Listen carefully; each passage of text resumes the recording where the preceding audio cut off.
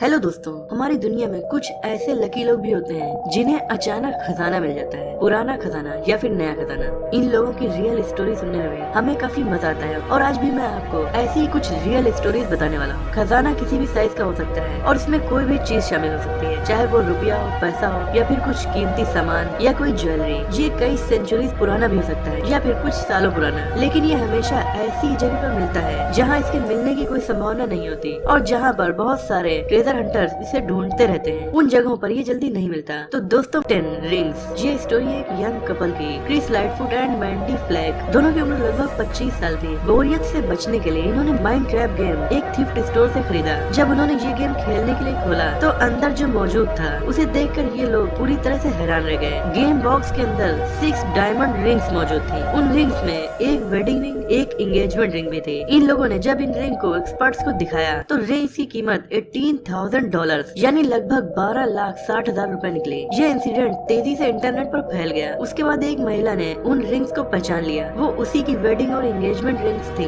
बाकी रिंग्स उसके बीमार हस्बैंड ने उसे गिफ्ट की थी। उसके हस्बैंड की मौत काफी पहले हो चुकी थी और लैंडो नाम की उस महिला को इन लोगों ने वो रिंग्स वापस कर दी। हालांकि शुक्र इस बात का है कि उस औरत के इन रिंग्स को पहचानने से पहले उन्हें बेचा नहीं गया था। Number 9 golden clash. दोस्तों, किसी को नहीं पता कि 5th सेंचुरी का ट्रेजर पोलैंड के नॉर्थ वेस्ट जंगलों में कैसे आ गया। इसे विंटर वॉक पर निकले ड्रैग ओर्स की खुशकिस्मती कहा जा सकता है। ड्रैग ओर्स को मिले उस ट्रेजर में था एक गोल्डन क्लैश जो कि 1500 साल पहले भी शायद उतना ही कीमती था जितना कि इस वक्त। क्लैश की सबसे खास बात ये थी कि वो इतने नम वातावरण में भी बहुत अच्छी कंडीशन में था कि वो इतने नम एटमॉस्फेयर में रहने के बाद भी काफी अच्छी कंडीशन में था। ड्रैग ओर्स की इस स्टनिंग डिस्कवरी ने आर्कियोलॉजिकल डिपार्टमेंट को शॉक्ड कर दिया और उन्होंने वहाँ पर तुरंत ही खुदाई का काम शुरू कर दिया। वहाँ आर्कियोलॉजिस्ट को और 3 सिल्वर क्लैश भी मिले, लेकिन वो गोल्डन क्लैश जितने वैल्यूएबल नहीं थे। कोशेलन के म्यूजियम ने उन क्लैश की ओनरशिप ले ली ताकि वो इसे पब्लिक को दिखा सके। प्लंगिन स्टॉक ट्रेजर। इस ट्रेजर के डायमंड इस तरह से फॉर्मेटेड हैं कि इन्हें देखकर आपको ऐसा लगेगा कि ये मूवी के ग्राफिक्स हैं, लेकिन दोस्तों ऐसा है नहीं, वो रियल हैं। इन्हें ढूंढा है crystal hunter Paul Vaughan Kennel ने, लेकिन पॉल को ये सब अचानक ही नहीं मिले। सबसे पहले पॉल ने प्लम्बिन स्टॉक माउंटेन्स पर कुछ क्रिस्टल्स ढूंढे।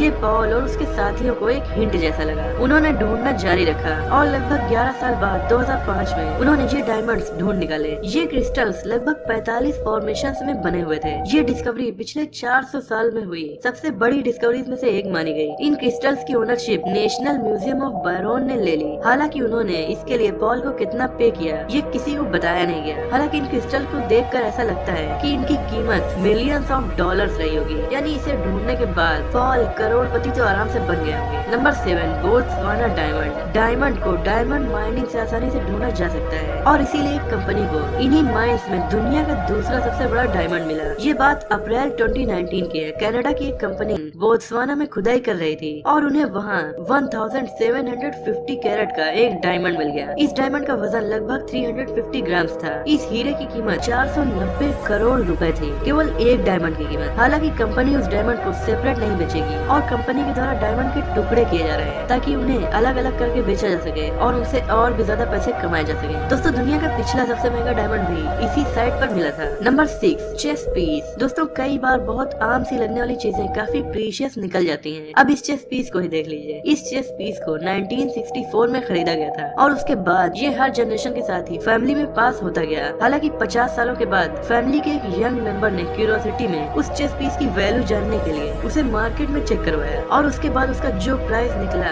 उसे देखकर सब हैरान रह गए। वो चेस पीस लेविस चेस का खोया हुआ पीस था। ये पीस लगभग 2 सेंचुरी से खोया हुआ था और इसका पता नहीं लग रहा था। लेविस चेस को लेविस आइलैंड पर 1831 में ढूंढा गया था। इस चेस में लगभग 93 पीसेस थी जो कि 12th सेंचुरी में बनाई गई थी। स्कॉटिश फैमिली को मिला ये पीस भी इसी का पार्ट था और कोई नहीं जानता कि ये कैसे खोया। इस मामूली से दिखने वाले चेस के टुकड़े की कीमत 1 मिलियन पाउंड आकी गई, यानी लगभग 9 करोड़ 40 लाख रुपए। अब मुझे भी अपने घर में जनरेशन से पास हो रही मामूली सी चीजों को चेक करवाना ही पड़ेगा, क्या पता उनकी वैल्यू भी मिलियंस में हो। Number 5 designer gold handbag. दोस्तों, एक काफी अमीर महिला जिसकी आंखें खराब थी, वो एक गोल्डन हैंडबैग को अपने घर की सफाई के दौरान लगभग फेंकने ही वाली थी। हालांकि उसे ऐसा करने से उसकी आंखों का चश्मा बनाने वाली ने रोक लिया। वो हैंडबैग उस बूढ़ी औरत की बहन का था जो कि उसे उसके पेशेंट ने गिफ्ट किया था। बाद में जांच करने पर यह हैंडबैग डोरा जोन्स का निकला जो कि 1920s की एक बहुत बड़ी समाज सुधारक थी और बूढ़ी औरत की बहन की पेशेंट थी। उस हैंडबैग में उनकी कई सारी फोटोज भी निकली जो कि उन्होंने अलग अलग शिप्स पर ट्रेवल करते हुए ली थी। इस बैग को इमैनुअल जोसेफ ने डिजाइन किया था और जब वो मिला तो बहुत अच्छी कंडीशन में था। ये फोटोज और हैंडबैग काफी कीमती माने गए और ऑक्शन में लगभग $5,000 यानी 3,50,000 रुपए में बेचे गए। Number 4, masterpiece painting. दोस्तों अगर आपकी या आपके पेरेंट्स या फिर आपके ग्रैंड पेरेंट्स के पास कोई पेंटिंग है, कोई पुरानी पेंटिंग, तो आपको जरूर चेक करना चाहिए कहीं वो कोई मास्टरपीस तो नहीं, कहीं उसकी कीमत मिलियंस ऑफ डॉलर में तो नहीं। ये बात है फ्रांस की, जहाँ एक आदमी को ऐसी ही रिलीजियस पेंटिंग अपनी दादी के किचन में टंगी हुई मिली। दरअसल ये पेंटिंग 13th सेंचुरी की थी और फ्लोराटाइन मास्टर किम आबो ने इसे बनाया था। स्पेन की उस फैमिली को ऐसा लगता था कि वो कोई ग्रीक पेंटिंग थी, लेकिन वो एक फेमस पेंटिंग थी जिसका नाम था क्रिस्ट मॉक्ड। इस पेंटिंग को मिलाकर दुनिया में केवल 12 और पेंटिंग थी जो कि किम आबो की मास्टरपीसेस थे।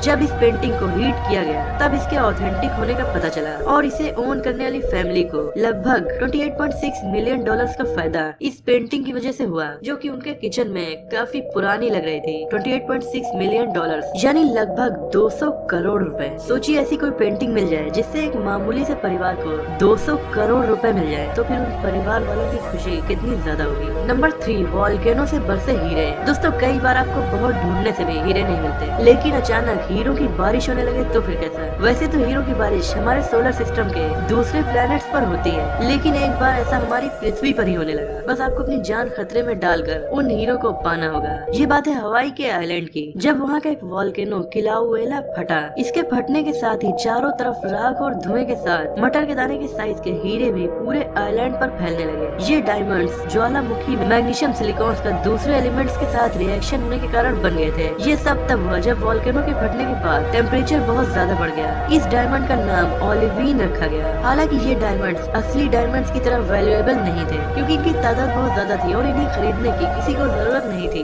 इसलिए इन डायमंड्स से कोई अमीर नहीं बन पाया। Number 2, eternal spring. दोस्तों यूनाइटेड स्टेट्स और कई सारे देशों में एक तरह का टीवी प्रोग्राम आता है जिसमें लोग अपने घरों से अलग अलग एंटीक चीजें ले जाकर एक्सपर्ट्स को दिखाते हैं और उनकी वैल्यू पता करते हैं। आमतौर पर इस प्रोग्राम में आने वाली चीजें बहुत नॉर्मल ही होती हैं, लेकिन जेम्स नाम का इंसान जो लेकर आया वो कोई नॉर्मल चीज नहीं थी। उनके पास एक मूर्ति थी जिसे वो बदसूरत समझते थे। हालांकि एक्सपर्ट्स ने बताया वो मूर्ति फ्रेंच स्कल्पचर अगस्ते रॉडिन ने बनाई थी और ये काफी कीमती मूर्ति थी। जेम्स को ये पीस उनकी आंट ने दिया था और जेम्स को अपनी आंट का दिया हुआ ये गिफ्ट बिल्कुल भी पसंद नहीं आया था। हालांकि जेम्स को जब ये बताया गया कि ये लगभग $5 लाख की मूर्ति हो सकती है, तो जेम्स को अपनी आंट का दिया हुआ गिफ्ट काफी पसंद आने लगा। रॉडिन ने ये स्टैचू 1900 में बनाया था और इसका नाम रखा था इटर्नल स्प्रिंग। जेम्स ने ये स्टैचू फ्रेंच म्यूजियम को बेच दिया। $5 लाख यानी लगभग 3.5 करोड़ रुपए जेम्स को अपनी आंटी के दिए हुए इस मामूले से गिफ्ट की वजह से मिल गए। नंबर 1, मिंग वास। दोस्तों वो लोग जिन्हें आर्ट और एंटीक चीजों की बहुत ज्यादा समझ नहीं होती,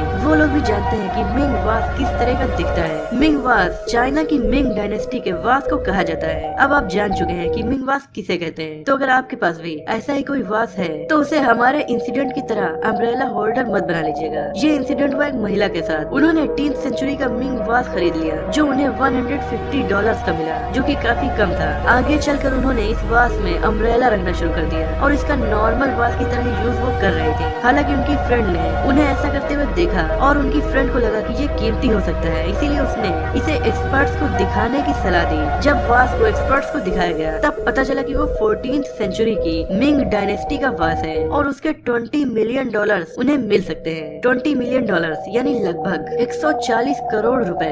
जिस तरह से इसकी ओनर इसका यूज कर रही थी ये बुरी तरह से डैमेज हो सकता था, लेकिन शुक्र है वो डैमेज नहीं हुआ था और $150 यानी लगभग 10,000 रुपए में खरीदे गए इस वास को उस महिला ने लगभग 140 करोड़ रुपए में बेचा। दोस्तों आपने हमारी वीडियो लास्ट तक देखी, इसीलिए मैं बोनस में आपको एक फैक्ट और बताना चाहूँगा। लेकिन उससे पहले अगर आप इंस्टाग्राम चलाते हैं और साइंस के फैक्ट और अमेजिंग वीडियोस आप इंस्टाग्राम पे भी देखना चाहते हैं तो हमारे पेज का लिंक आपको डिस्क्रिप्शन में मिल जाएगा, आप उसे जरूर से एक बार चेक करें। तो चलिए जानते हैं बोनस फैक्ट। Old notes. अगर आप किसी पुराने घर में रहते हैं और आपने इसे कई सालों से रिनोवेट नहीं करवाया तो आप अपने घर का एक बार रिनोवेशन कराने की जरूर सोचिए। हो सकता है आपके घर में कुछ कीमती चीज आपको मिल जाए। ऐसा ही हुआ एक फैमिली के साथ जो कि अपने घर को साफ कर रहे थे। उन्हें घर की सीलिंग में एक ग्रीन बॉक्स मिला। बॉक्स में 100 साल पुराने डॉलर्स के नोट थे। बॉक्स में लगभग $23,000 उन्हें मिले थे और उस ग्रीन बॉक्स में एक न्यूज़पेपर मिला था जो 25 मार्च 1951 का था। ये नोट 1928 और 1934 के बीच के थे। नोट मिलने के बाद कपल ने पुलिस को बताया और एक लॉयर को भी हायर किया जो उन्हें अच्छी सलाह दे सके। इन पुराने नोट्स की कीमत काफी ज्यादा उन्हें मिल सकती है। दोस्तों, अगर आपको ये वीडियो पसंद आई हो तो इसे लाइक और शेयर कीजिए। ऐसे इंटरेस्टिंग टॉपिक्स पर नॉलेजफुल वीडियोस देखने के लिए हमारे चैनल को सब्सक्राइब करके बेल आइकन को दबा दीजिए। मिलते हैं अगली वीडियो में, तब तक के लिए अपना और अपनों